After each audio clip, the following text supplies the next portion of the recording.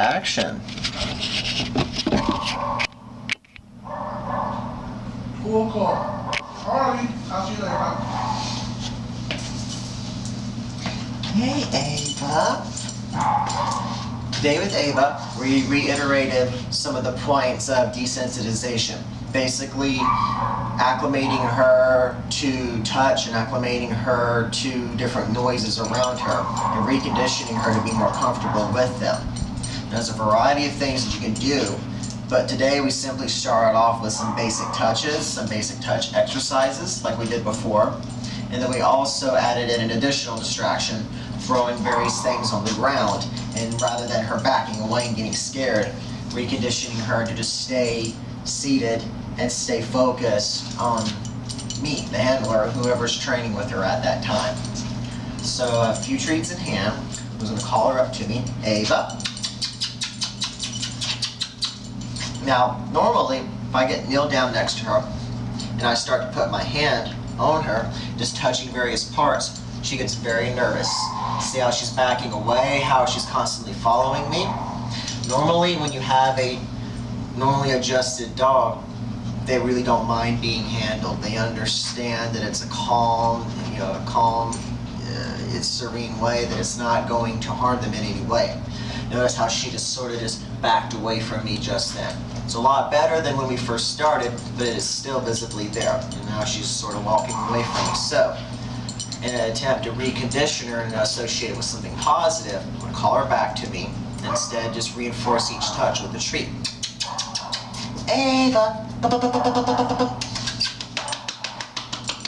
come here, good girl. Can you sit?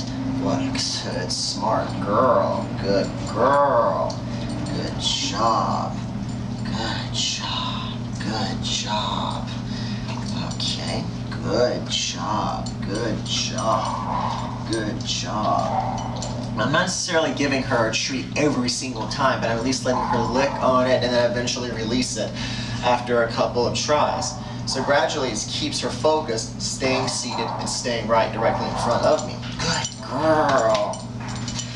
Something like this practiced with multiple family members in the household, both yourself, your mom, other family members you're comfortable with, it's going to be something that's going to really loosen her up and relax her. The second thing that we worked on today too was keeping her still in that seated position while introducing various otherwise scary stimuli in the situation. Ava, so sit. So what I'm going to do is I'm going to drop something on the ground, but instead of her just jumping away, backing away scared, I'm going to couple it with a quick treat, like this notepad here. Ava. Watch me. Good girl. And I'll also couple it with some tactile reinforcement, rubbing her under the head. Good girl. Ava. Watch me. Watch me. Good girl. Good job. And don't just practice with loud things, practice also with soft things. I can use a small toy, for instance. Good girl, Ava. Ava. Watch me. Good girl. Practice with varying degrees of abstraction. You don't want to stick with the same thing over and over again and wind up scaring her. So alternate between something soft, something loud, something bouncy like a ball, maybe a paper plate or a paper cup. Various things like that we'll also continue to introduce during her training as well, and slowly rebuild her confidence in around strangers and new places. Great job, Ava. Great job.